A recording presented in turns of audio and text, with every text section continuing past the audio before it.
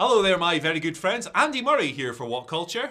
Michael Sidgwick here from What Culture. And we are back for the second day in a row with our WrestleMania Night 2 star ratings. We're going to go through every single match on the card, tell you what we thought of it, give you a brief rundown, maybe just to the finish, because we haven't got all day. There'll be a podcast for that. In fact, there probably already is. But before we dive into this show, we'll give a brief rundown of the star rating system in general, because a lot of people look at these things and say, hey, that's not, why haven't you given that 5 stars? That must mean it sucks. That's not the case. Generally speaking, and Michael will offer more insight onto this, how I see it is that if you're below 2.5, that's not good. A dud is an all-time worst. Between 3 and 4 is good to very good. Between 4 and 5 ranges from great to best of all time. Tell me what you think. That's basically it, isn't it? Yeah. I don't give 5s away easy, and funnily enough, there's probably not a 5 on this show. No, there isn't. Is there a dud, however? We'll get to that in due course. But let's kick things off. Starting with the Triple Threat Tag Team match. Raw Women's title? Raw Tag Team Championships, Andy, you silly sausage. It was RK Bro successfully defending against the Street Profits and Alpha Academy. Of course, this was going to be similarly laid out and stylistically similar to the great match of this ilk we had on Raw a few weeks ago, which was one of the best spot fests of the year so far for me, and one of the best main roster matches of the year so far. This was of a similar layout, and in the end, we got RK Bro successfully retaining. Montez Ford went up to the top rope. Riddle brought him down with this ridiculous RKO where he springboarded over the top and took him in. Chad Gable came off the top trying to take advantage of the situation, but that damn snake Randy Orton hit him with the RKO for the pinfall victory. The crowd were totally into this. It was a big time popper. What did you reckon? I thought it was very, very, very good. It was a great opener without being a necessarily great spreadsheet notebook match that you absolutely must see. Specifically for the slot, I thought this was very, very, very good indeed. 12 minutes there or thereabouts? Yep. As Andy said, a very compact version of that really acclaimed 25-minute triple threat on Raw, obviously with one of the teams switched around. They did similar story beats and spots to that match, but again, it was more compact, the perfect way to set the tone for a show that couldn't necessarily maintain that level of quality. Montez Ford was tremendous. He really had a few sort of quote-unquote WrestleMania moments, and there was some really nice interplay between Riddle and Orton to advance the fact that they are really good friends now. Dramatic, a lot of great high spots, didn't outstay its welcome. Not particularly in-depth in terms of the story, but there was loads of nice twists, I suppose, in terms of the action. This is basically exactly what it needed to be. It's not the most insightful analysis you'll ever hear, but ultimately it did what it needed to do. Great popcorn match. What number are you throwing on it? I'm going to throw a 3 1/4 on this. 3 1/4. Nice. I sat down, I put this number in my spreadsheet, and I went 3 3/4. I had a great time with this. Yeah. I rate on enjoyment and nothing else. Should we go 3 1/2? Let's go 3 1/2. We'll meet in the middle. Sorry to the editor for messing up the graphic, but hey. It's only going to take him 20 seconds. Yeah, exactly. So. It's an easy job. Stop whining. Speaking of easy jobs, Bobby Lashley beat Omos. Omos's first big singles loss, of course, in WWE. This was very basic, being polite, as you'd imagine, with Omos involved. But Lashley was over when he was doing big guy stuff to the big guy. He ended up fighting out of a bear hug, did Bob Lashley. He hit a snap vertical suplex, which he'd been working to for the whole match, and that got a big pop. He followed up by hitting a spear to the back, to the kidney area, as the commentators put it over, and then a regular spear for the pinfall win. It was about 6 minutes long. I'm reticent to say that this was a good match, but it could have been a lot worse. It could have been a lot worse, and I guess if nothing else, we're going to be generous this morning. I'm not really. But if we're going to be generous, it kind of proves that the old style of professional wrestling will always kind of work in its own sort of worn and sort of happy way. They built towards a spot. They made the fans with a decent, half decent manipulation of psychology. They wanted them to do the spot, the suplex. They delivered it. It got a pop. This is as basic as it gets, but you can't really do anything beyond basic. No offense to the guy when Omos is in the ring, and there's a bizarre spot with sort of a spear to the ass, which was a little bit sort of weird. They played it, they styled it with the kidneys, but I'm fairly certain Omos was out of position because he's not particularly good. This would have worked a lot more if the guy could project the sense of dominance rather than just say it in his promos quite often. Look, if nothing else, this was not a great match. Omos didn't really sort of project this sort of intimidation intimidation or he's not very good at projecting his size despite how big he is, so it didn't really feel like this big scary threat. But ultimately, if nothing else, this acted almost as like a vignette for the new babyface Bobby Lashley, a character introduction more so than a match, and on this evidence, at the noise at least, people are going to be into Bobby Lashley as a babyface. Yeah, absolutely. A really good start for him, I feel like, in terms of how he's connecting. The new entrance rules as well. Yeah, it's really cool. You guys know I'm a big Bobby Lashley fan, so I'm fired up for this run for sure. Sprinkle them snowflakes, Daddy. 1.5. 1.5. Very polite. I like it. It's very polite. Anything goes. Here's where things got wild. Johnny Knoxville defeating Sami Zayn. This was insane. What do we have? Crutches. We had a table covered in mousetraps. We had a gigantic mousetrap to finish it off. We had a massive comedic hand slapping Sami Zayn. We had a boot mechanism that kicked him in the dick. We had the Jackass crew interfering. Chris Pontius did the party boy thing. Wee Man scoop slammed Sami Zayn. What a time this was. It was just completely unhinged mayhem. But towards the end, Johnny Knoxville used a taser on Sami Zayn, and he built to that earlier on as well, before unleashing the giant mousetrap on him. Sami Zayn was under a trap, so he couldn't get up, so he got pinned. This was as absurd as you think it was, but I'll tell you what, I had a great time with this. Yeah, this is a total hoot. I'm a fan of Jackass. I kind of used to like WWE, so putting those two worlds together was like sort of a really inspired choice. And as I said in the build-up, I kind of knew this was going to be good. I knew that they'd probably save all the most exciting spots and the punchlines for the actual show itself. It is better for a promotion to do something like this, which they're all in. Celebrities, they know they're going to attract buzz. It's slapstick, stupid comedy. This is better, trust me, than watching WWE put on like a really soulless three-star quote-unquote intercontinental title match that they don't really care about. This is what they like to do. This is absolutely what they like to do. Let them do it. And there was a few awkward moments with the plunder where it didn't feel like it was going to go off in time, which wasn't really dramatic. It was more like, oh my god, are they going to botch this? Yeah. Everything happened in the end. Sami Zayn constructed this brilliantly. He showed more ass than naked Midian. This was a really great sort of like moment for him. I hate to say that word because it's been bastardized, but truly, people will remember this for a good time. And it wasn't as daft as it seemed on the surface. Like, Sami Zayn did a really, really good job of crafting this too. Yeah, absolutely. And a lot of fun across the board. What star rating are we going with, brother? Like, because I'm a gentleman, I'm going to go with a full-on gentleman's 3. Very nice. Can't argue with that at all. Okay, so up next on WrestleMania's second night, we had the 4-way match for the Women's Tag Team Championships, and Sasha Banks and Naomi came away with the gold. Not a massive surprise. They'd been, most of the focus of the build had been on them, lots of videos and all that, and they got a nice lime green Lambo to come out and hit the stage on as well, so it was a cool entrance. But yeah, the other participants in this match were Liv Morgan and Rhea Ripley, Shayna Baszler and Natalya, and of course the now former champions Liv Morgan, Carmella and Queen Zelina. But Carmella was kind of isolated in the end. She was away from everyone else. Banks and Naomi hit like a combination. It was like a glam slam and a code breaker, wasn't it? That's pretty cool. Yeah, it was. So they pinned her for the win. Big cathartic babyface moment. Banks is now like a 3-time champion. 2 with Bayley, 1 with Naomi. Naomi's a 1-time champion. So there you go.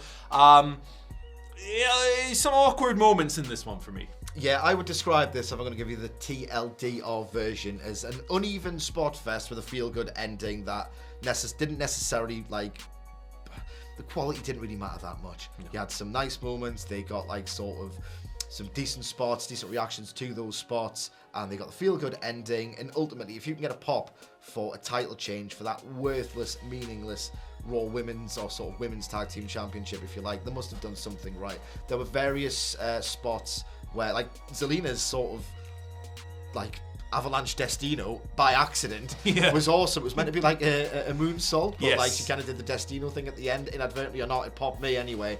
Elsewhere, some of the spots were arrived at very, very in a very contrived way. You could tell people were getting into position. They weren't sort of avoiding a move. They were sort of positioning themselves to take one. That kind of broke the immersion a bit. It wasn't particularly well worked on that level, but who cares? It was a mid-card attraction with a feel-good ending, and Sasha Banks has got the best hair of all time. It is absolutely incredible. I'm hardly on authority on it, but my God, it was so... What a great dye job that was. She looked like an absolute megastar, and I'm not... This is facetious as all hell, but when I see someone look like that, and I see what kind of role they did at WrestleMania, I think that's going to ruin my enjoyment of it, because she's so great. Yeah, she's tremendous at everything.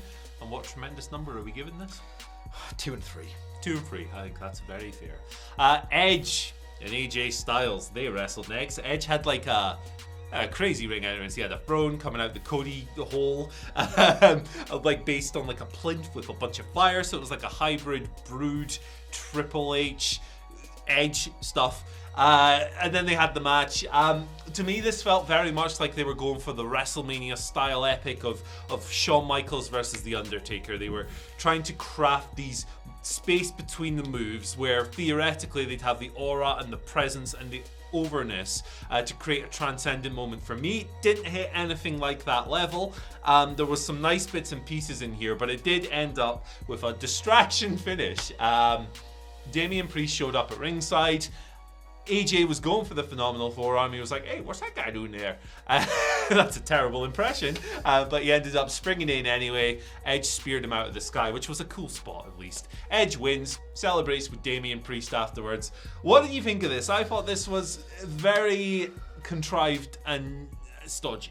Yeah, I have to agree with that completely. Like, methodical is kind of a dirty word, but done right, it's almost like the idealized wrestling match, which is why a lot of people try and craft one such as this. I'm not necessarily a guy who really needs spots to excite him. I like all kind of professional wrestling. Even a match like this, the so-called, as Murray very accurately points out, WrestleMania epic. The issue here is that if you are going to sort of struggle a lot in downtime, the space between moves, and really sort of get the audience on the hook, the idea is to enrich the moves when they actually happen. This didn't really sort of click in any way like that for me, and honestly, looking at the atmosphere in the stadium, I don't think people were into this.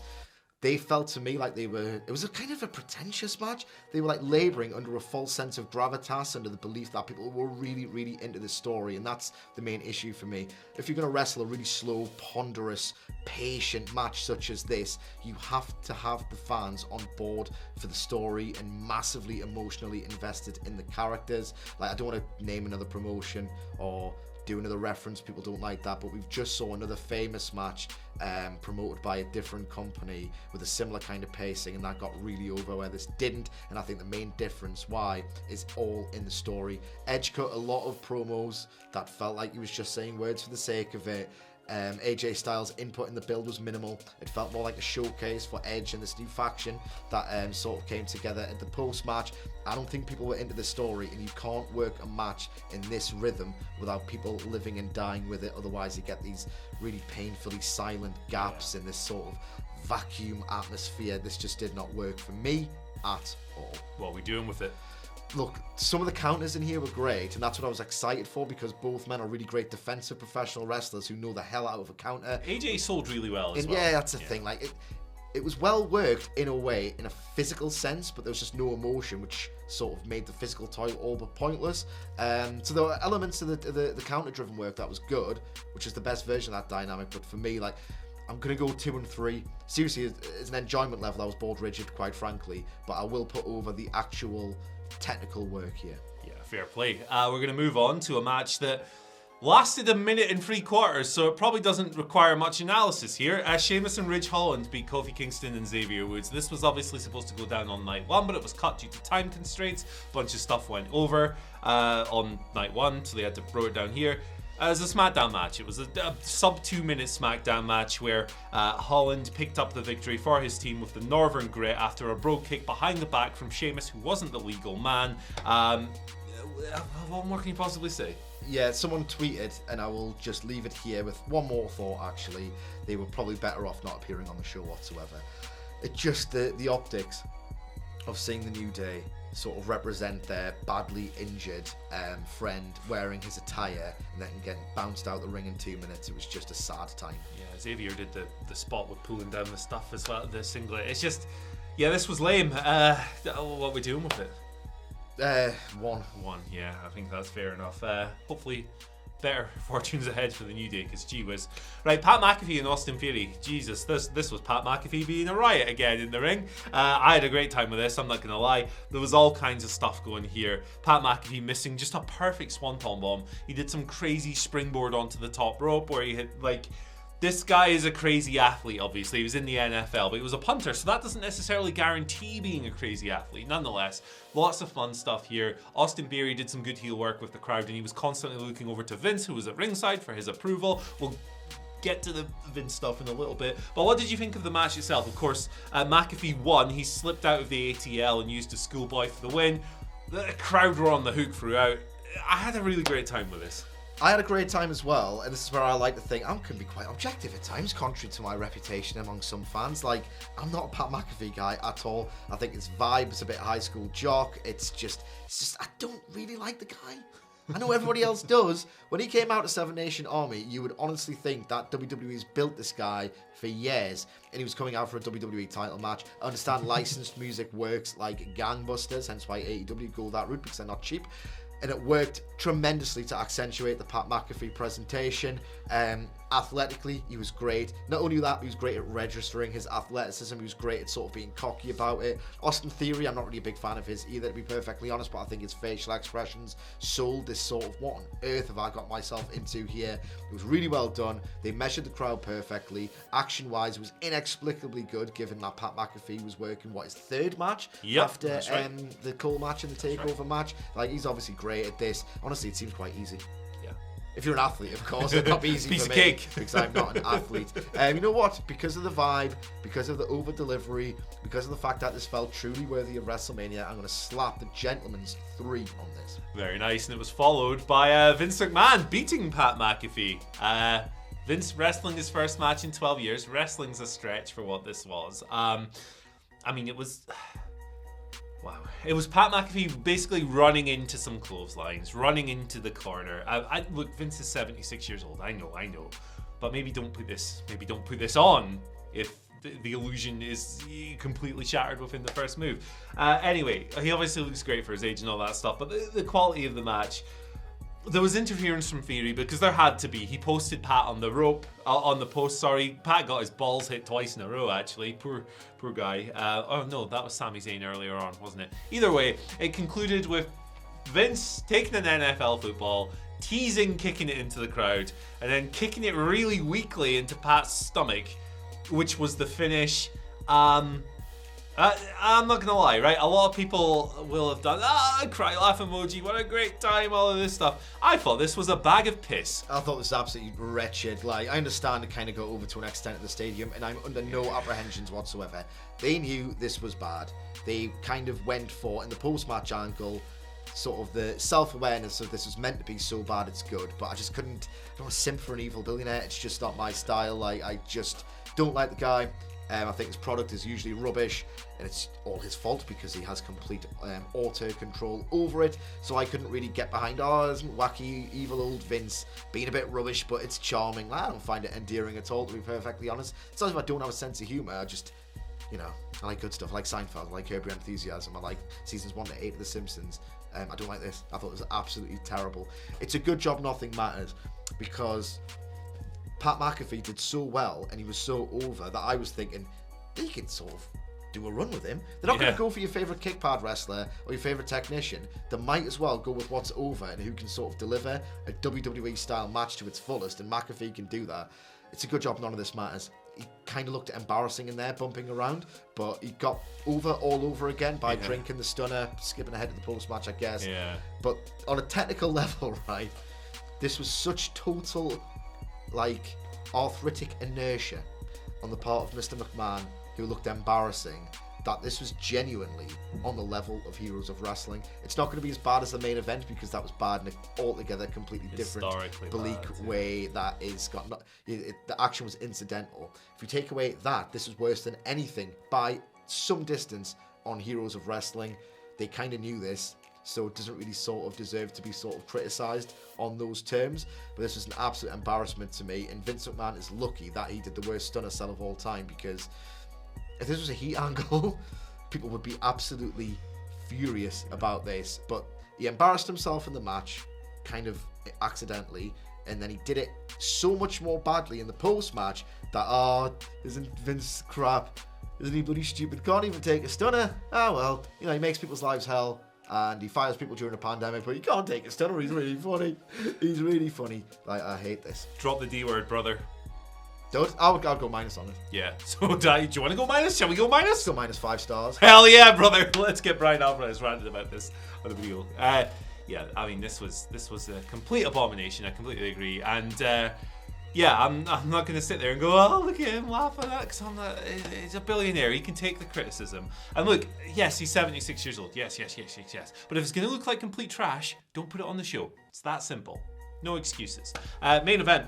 Roman Reigns dethroning Brock Lesnar as WWE Champion, becoming the undisputed Universal WWE Champion, winner take all. Guy hasn't been beaten in 2 years now. He's the undisputed guy in this company. It was a Heyman-styled match, wasn't it? It's what we expect from when Heyman gets his claws in. It's a signature move shootout. There's bombs dropping all over the place. The momentum goes swinging all over the place. At the best, these matches can be absolutely riveting. Here we got a callback to Crown Jewel as well with the belt shot and the referee bump. There were Superman punches, there were F5s, there were spears, Suplex City, every signature move. They even went through the barricades for that old chestnut as well. It was like a bingo card ticking it off, wasn't it? In the end, kind of a weird finish. There was another spear to the back in this match as well. Weird night for those. But in the end, Lesnar slipped out of Reigns slipped out of an F5 and a spear ended the night. Finish felt a little bit abrupt to me. I suspect I enjoyed this match more than you. Break it down. Yeah, I thought this was genuinely really underwhelming, and it's not often that WWE has the capacity to sort of disappoint me anymore, because I am where I am with this promotion. I have a certain expectation level, and if it doesn't meet it, I don't expect it to. I was really into the build here. I was really into the story. I think Roman Reigns has been tremendous. Tracksuit Roman Reigns, one of my favourite characters in all of wrestling. Jolly sociopathic Brock has been an absolute riot as well. Like, they've genuinely told a WrestleMania-worthy story here, and I thought this was genuinely underwhelming. It's not so much that here's the thing, like, I'm bored of certain match styles that I think peaked and sort of descended over to parody towards the end of the last decade. The 40-minute New Japan main event, the 40-minute NXT main event, and at least with those, you've got way more action than the Paul Heyman special, which is very limited in scope as it is, and to do it as often as they do, I'm just quite bored of it. However, think of, if you somehow haven't seen this match already, think of every Paul Heyman sort of laid out match you've ever seen with Brock Lesnar and Roman Reigns, the key difference being this one was really over. So it was immersive on that level, it was engaging, it felt big, but at the same time it was nothing I hadn't seen before, only the work was a little bit of a dud at certain points of that weird spear sequence. So you had some blown spots, a very anticlimactic finish, and I was just expecting, honestly, something more, considering how much I had personally invested in this build. Yeah, I can't argue with any of your points. What number are you throwing on it? 3 1/4. 3 1/4. I went 3 1/2. So we'll go 3 1/3. No, we won't. 3 1/4 is the final number. Hey, thank you for joining us today. I think it's safe to say that WrestleMania Night 1 was awesome, show. By the way. If you're thinking, that Cedric's a miserable prick, go back, honestly, and watch the star ratings for WrestleMania Night 1, because we were so effusive in our praise of that show. It might brighten your day up after this miserable experience. Great show, followed up by a not-so-great show, Touch Grass. There we go. Thank you for joining us today. You can follow us on Twitter at WhatCultureWWE. Let us know in the comment section what you thought of these matches, what numbers you're throwing on them, all of that stuff. Make your Tokyo Dome jokes, just whatever. Don't. Find Michael on Twitter at... Don't if you're going to do that. You can find me if you don't do that at M. Sidgwick. He'll block you if you do that. You can find me at Andy H. Murray. The H stands for Hey, I prefer Kurokin Hall anyway. See you later.